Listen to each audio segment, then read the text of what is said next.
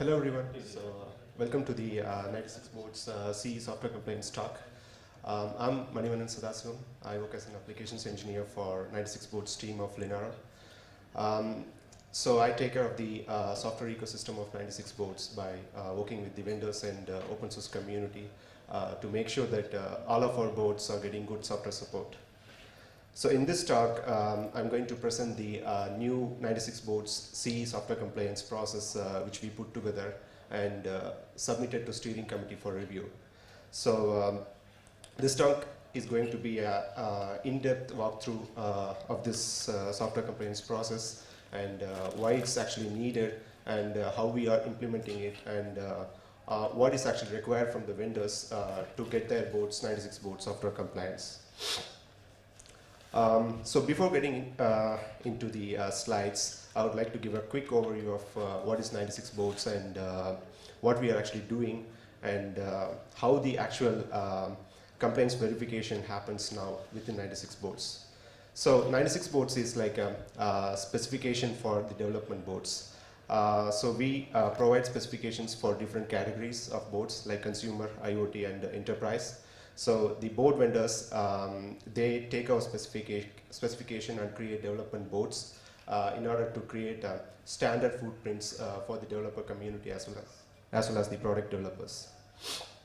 So right now, if you want to design a 96 board and want to be certified by our team, then what you need to do is you need to sign the paperwork with us by joining as a manufacturing partner with 96Boards. And then we'll be giving you a hardware compliance spreadsheet. So you need to take that spreadsheet and also the respective specification like the CE specification, and then you need to create a board based on that. And finally, once the board is ready, the prototype board is ready, you need to cross-check the spreadsheet which we have provided in order to to make sure that all of the standards are actually followed. So once you do that, you actually give the spreadsheet back to us and we'll do the cross-check again. So this is the standard workflow, and so far we only have one spreadsheet, and in a nutshell, we'll be providing another spreadsheet to you for the software side. So do you think that the software compliance is a new thing for 96Boards? So if you think so, you might be wrong, because this is something we wanted to have this in the first place when 96Boards was started. So this is actually the video of Riccardo Salvetti and Amit Kucheria, our former 96Boards team members, discussing about part of 96Boards software compliance during the 2016 Connect when 96Boards was officially started. So, but due to some reasons, we couldn't actually have a formal way of determining the software compliance for all of our boards. But we reached a point where we should actually push the vendors to actually adopt to the software compliance in order to create a good software story for all of our boards. So what's the need of software compliance? So a lot of the times we hear from the community people through forums and other means like, hey guys, you seems to have cool boards based on the latest and greatest SoCs available in market.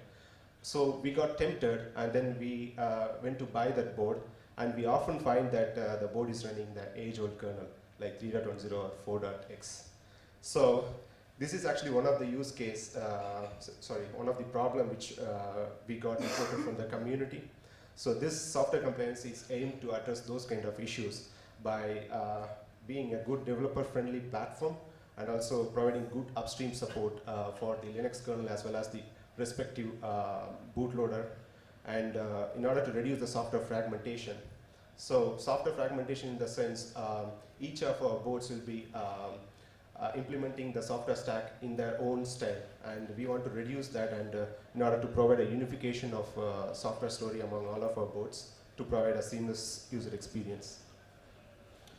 So this is the breakdown of the software compliance process. So we have actually 3 categories here. So based on the requirements, one is recommended, mandatory, and highly recommended. So we have categorized this software compliance process into into actually two sections. One is the pre-launch and another one is the post-launch. So the pre-launch is where all kind of downstream implementations of the board comes into picture. That's before the launch of the new board. So for that we have boot architecture, kernel boots, bootloader source, graphics drivers, operating system, functionalities, and for the post-launch we only focus on the upstream part of the boards. Right. So let's deep dive into the specification part. So first one is the boot architecture. So we actually recommend using EBBR. So when you actually look this slide, so we actually provided green mark, which means that it's actually recommended but not mandatory. So EBBR is not mandatory because we consider this as an immature spec as of writing this presentation. But yesterday, Grant Lightly, the gatekeeper of the EBBR specification, he tagged the version 1.0 release. So this is an outdated slide. So EBBR is the embedded base boot requirement specification from ARM. So it actually aims at creating a standard boot process for the ARM SoCs used in the embedded space. So the idea is to boot the ISO from any storage medium. Like you insert a USB and then you will be booting the kernel and the operating system, like how we are doing in the x86 development box. So that specification actually mandates the use of trusted firmware components executing in the EL3 space and the UEFI implementation. So it's just an implementation. They don't mandate the use of either Tiana core or the U-boot. You can use whatever bootloader source you want, but it should actually implement UEFI. But it's just a requirement for us. It's not it's a recommended thing for 96 boards software compliance. It's not a mandatory thing. For the board recovery, this is a mandatory phase because we need to recover the board from a bad software state, right? Without the use of any specialized hardwares like JTAG debugger and so on. So the vendor has to provide some sort of software tools. It could be either open or it could be a proprietary tool, which means a binary. In order to recover the board from a bricked software state. So we actually recommend the vendors to go for the open source recovery methods as quoted by John Stelz, because if the vendor is actually providing any open source tools, then the user can actually compile it on any platform. They don't need to depend on the vendor binary because it will produce compatibility issues across all platforms. Then it will be a hard time for the vendors to provide support for all platforms. So this is actually a mandatory step in order to get your board software compliant. For the kernel or bootloader sources, the board should be running mainline or the recent long-time stable kernel at the time of board launch. So the recent long-time stable means that last 3 releases at the time of board launch. It shouldn't be like an age-old LTS kernel. For the AOSP, the board should run latest Google supported Android common kernel. And for the bootloader, they can actually run any LTS version of the supported bootloader like U-boot or Tiana core or core boot. And for that, we recommend UEFI because of the EBBR spec. It's actually recommended, but it's not mandatory to use UEFI. And all of those source codes should be available in an open environment like either in GitHub or in a Git server. We don't recommend packaging this source code in a SVN. It will make life tough for the users to work with. So for the graphics drivers part, the vendor can either use the open source implementation like FreeDino for the Qualcomm chipsets or the royalty-free binary drivers like Mali. So if the vendor is providing binary drivers, then the vendor has to provide updated drivers and libraries for the supported kernel version. If the mainline kernel is supported, so the driver shall be available within the 4 weeks of the major kernel release by kernel.org, which means that if the 5.1 kernel is available at the kernel.org website, the vendor has to provide an updated graphics driver supporting that release within 4 weeks of the tag time. But this was only highly recommended, wasn't it? Yep, right. Right, this is highly recommended. So actually, I don't know how to map this color thing with the actual section. So this is actually highly recommended. So for the acceleration part, the vendor has to provide the user space libraries for implementing the OpenCL or any other kind of GPU acceleration support for the supported distribution. And for the operating system, at least one of the supported operating systems should be provided by the vendor, depending upon the use case. Like if it's an AOSP targeted board, then it should run Android, and otherwise it can run Debian, Fedora, Ubuntu, or OpenSUSE. So most frequently we find the vendor provide only one supported operating system, like Debian, and then we can see the community members just extending this to some other distributions like Fedora and OpenSUSE. The vendors doesn't support Debian. They support their own crappy kernel with their own hacked version of Debian rootfs. Right. And they say they support Debian. Right. So that's actually a good point made by Marcin. So that's the software story so far, and this new software compliance is aimed to just somewhat rectify that issue and create a new software story for 96Boards. So all these software components should be distributed with corresponding open source licenses, and we don't support any. It should be a standard open source license. It should not be something illegal to use in a way the open source community doesn't want. So for the functionality wise, so I can just go to the. Yeah. So the boot to graphical user interface is mandatory. On-chip acceleration is recommended, and accelerated GPU compute is also recommended. So for the accelerated GPU compute, we actually recommend Vulkan over others for OpenCL for the Android supported boards. I think John Stills can actually provide a justification for that.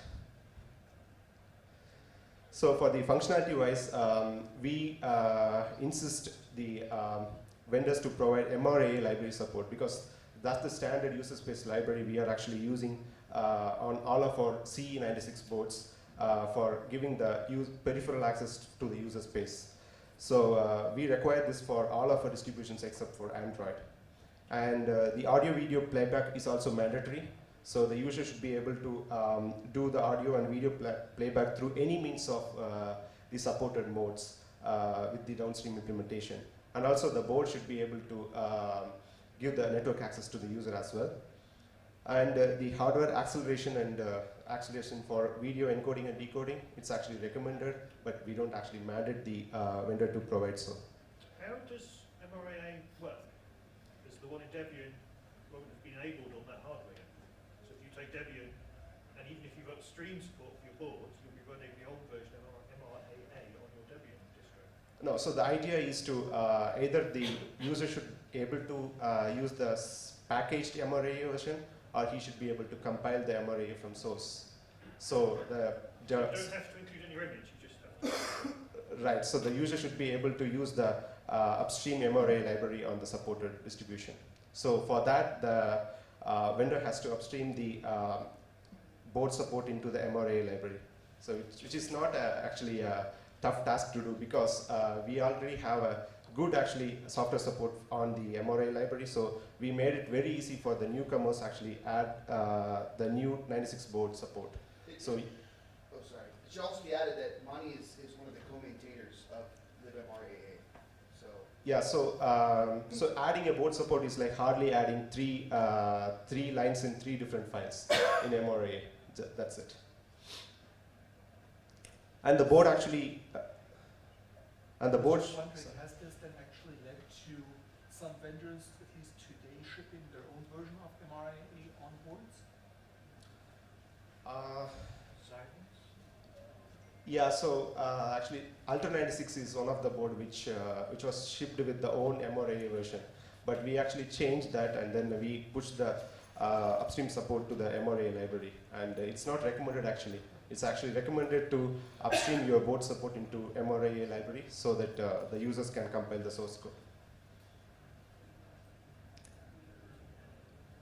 For the documentation side of things, the vendor has to provide board schematics, user manual, as well as the SOC reference manual. I know the third point is going to be tough with some of the vendors, like the high keyboards and all. So this feature list is something John actually stressed to not come up with in case of this SOC reference manual, because a lot of times when we actually Google the any SOC manual, we actually get a list of features supported in that SOC, but that's not actually required by the developers to recreate this software support, like writing a device driver for one of their peripheral. So what we actually need is detailed register info and any application node provided. But I mean, it's actually like a recommended thing for us, because a lot of time actually vendors do hide away from releasing these kind of details to the open source community because of the IP thing. So the post-launch actually section covers the upstreaming roadmap for boards. So we have actually partitioned the roadmap based on the quarters. So the first, say, 2 quarters covers only Linux kernel, and the 3 and 4th quarters covers both Linux kernel as well as the bootloader. So for the first quarter, the objective is basic SOC and board enablement in Linux kernel. So at the end of this quarter, one of our 96 board engineer will just check whether the vendor has actually pushed the patches required to add the SOC and board support in Linux kernel. So this doesn't mean that the patches needs to be merged into Linus Torvalds tree at the end of the quarter, because that actually depends upon the maintainers, and it's not actually possible all the time. So we just want the vendor to post the patches and any iterations based on the comments received by the maintainer. So that covers the following subsystems. So the second quarter actually focuses on the onboard memory support. So the board should be able to boot a distro with the mainline kernel from any of the supported onboard storage mediums. So that could be eMMC, UFS, microSD, or USB. So we actually mandate the support for only one onboard storage medium. So if your board has a couple of storage mediums, you can actually provide one, and then you can actually leave the other for next quarter. So the third quarter is kernel and bootloader. So this is where the vendor has to work on both kernel as well as the bootloader support, upstream support. So for the kernel side, the vendor has to provide patches for enabling network access with special peripheral. Special peripheral in the sense it could be USB or PCI-E if not enabled in the previous quarter. And for the bootloader side, the vendor should provide patches for enabling the basic SOC and board support in the corresponding bootloader project like U-boot or Tianakuri UEFI. And this is the final quarter. So at the end of this quarter, the board should be able to drive any onboard display with full bootloader support. So the onboard display could be a HDMI or LCD, and but those should also support the corresponding audio also, which means that I2S. And at the end of this quarter, the board should be a fully functional upstream with the bootloader as well as the kernel. And that's it. Any questions? Yeah. For the quarter 3, upstreaming the quarter 3, you said that the Wi-Fi Bluetooth onboard networking interfaces. Yeah. But usually those are the third-party, chips, and it depends on the third parties, Right. So we can, for example, running team or something, we cannot working on that. Right. So so far the boards we have encountered usually has the support for the Wi-Fi and Bluetooth peripherals. So usually it'll be a means of enabling your corresponding Wi-Fi and Bluetooth device in the device tree. So that's what we have actually seen. But there are some complicated cases like Huawei implementing their own Bluetooth and Wi-Fi support. So in that case, it has to be the responsibility of the vendor to push patches to the upstream for adding the Wi-Fi and Bluetooth support. Yeah, I know it's like a hard deadline for the vendors, but if you are actually delaying this part and after 1 or 2 years, your board will get outdated and then the user will not be interested. So we have to be somewhat strict for the vendors. Is this recommended or required? So these are all mandatory. So the do it within a year is mandatory. Sorry? What happens if you've launched the board and the post-launch work doesn't get done? So that's the question for Robert. So this is all still pending steering committee approval, and we will be continuing to work with our steering committee to make sure that we are satisfying this the best way possible. The way we're looking at it now is that if you do not comply with the roadmap that you drew out, right? So this roadmap right here, the way we have it set up, not all boards will follow this roadmap exactly. This is kind of somewhat of a guideline, but a required guideline. And if you lay out your roadmap and you don't satisfy your roadmap, then we're going to work with you, and we're going to try to, you know, do what we can to help work with you to make you achieve that. However, if you don't, then you lose compliance, and that's it. You lose compliance, and we're tightening the reins. Can you also please clarify, we're talking about these quarters latest and not specifically doing it only then, right? I'm sorry, I didn't understand that. Right? You know, it does not mean that you have to start in quarter 3 Oh, doing yeah, certain yeah. tasks. No, But you can actually do that all before you bring the board Yes. to market, which is, you know what, Intel, IBM, and other big vendors have been doing for years, is preparing software before the hardware become into anyone's hand. Yeah, so this is kind of somewhat chicken and egg, and this is why we're trying to meet vendors and our partners halfway. So we're trying to meet them halfway by first implementing a required pre-launch, and then allowing the partners to design somewhat the guidelines for their post-launch plan. So it's the chicken-egg thing. We're trying to say, listen, this is the line in the sand. This is what we feel as a steering committee for 96 boards is right, and this is what we feel is right after the launch. And So to extend a bit the question, does it mean that the 96 board label will be granted at the end of this process only? no, so 96 boards compliance is granted at the line at the pre-launch. And then to retain and complete compliance, it's after the end of the post-launch, after satisfying the post-launch requirements. So if your SOC is already upstreamed before the board launch, we are happy to have the mainline kernel, so booting on your board. So And throughout the process, you know, 96 boards and Linaro, we're here to support and help. And that's, it's not just throwing everything to the wind, but you know, we do also want to be here and yeah, help this so process. that's where Linaro comes into picture. So if the vendor is not comfortable with upstreaming things, then he should reach out to Linaro for upstreaming. Is there a board meeting all these requirements already? Right. So, so there are a couple of boards. So first one is the Diamond Board 410C, but it's not like so we can't actually evaluate the entire software compliance now because the board is already launched and it's like 3-4 years now.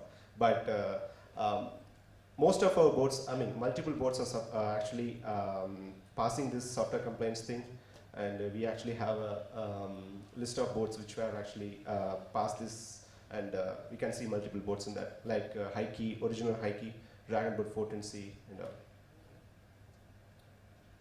One question. You noticed at this slide that I can release a board with 3 releases old LTS kernel. Right. And then I have 4 weeks to provide binary driver. At the one of the next ones. Yeah. So for example, as a vendor, I release a board with 4.4 kernel, Okay. and then release some binary for it, and then just decide, I'm done, I forget about it, let's user deal with it. No, you need to actually push for the upstream support also, right? So that's where once the upstream support in place, you need to provide updated graphics drivers for that upstream drivers. I mean, so eventually it will get actually progressed because when you consider pre-release, you'll be releasing a 4.4 based kernel. So that will be there until the mainline support is evolved, right? So once the mainline support is up, you need to provide the drivers corresponding to that release. How do you do the biggest upgrades? That you use any software update tool or something related to Linaro, or just like giving the 80 binaries to the vendors? Say for example, if I wanted to migrate with a new kernel or new BSP or something.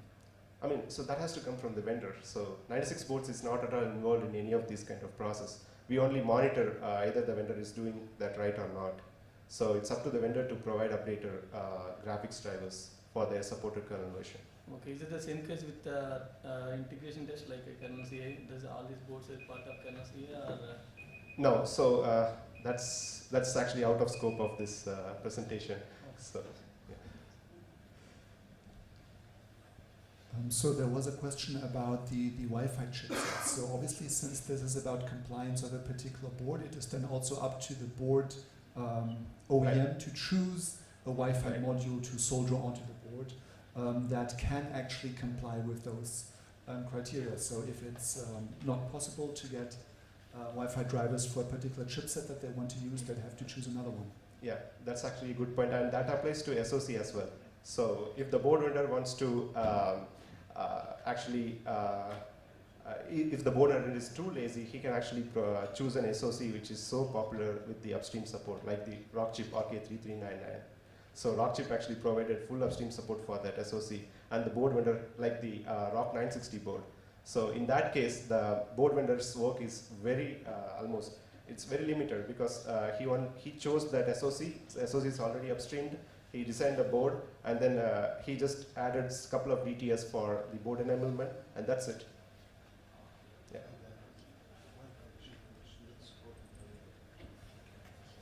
But this also puts a requirement in the board developer to make a deal with the GPU vendor to be able to support that firmware only GPU driver for a long time in the future. Doesn't it? It's not a bad thing. Yeah. No, it's not a bad thing. It's just we've had a very hard time in getting GPU vendors to do open source drivers. So ARM is indirectly coming up with something so open source. Like we hope all other vendors to come up with the same thing. I hope so too. Yeah. Thanks, John. Any more questions? All right. Thanks everyone for attending.